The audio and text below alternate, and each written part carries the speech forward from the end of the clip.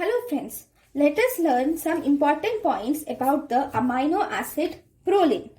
This amino acid proline is actually present in the beta bends of the proteins. In the beta bends of the proteins, the amino acid that we find is proline.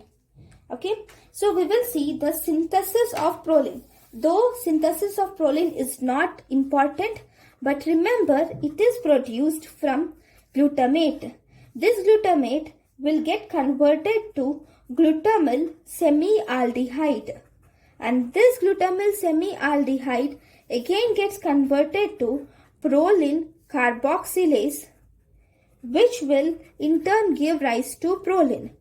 You don't need to remember these intermediates, but remember that proline is synthesized from glutamate and it is a reversible reaction. So proline is also degraded into glutamate. So this is only thing that you should remember. This is proline is present in beta bend of protein and it is an amino acid. So thank you guys for watching my lecture. Thank you.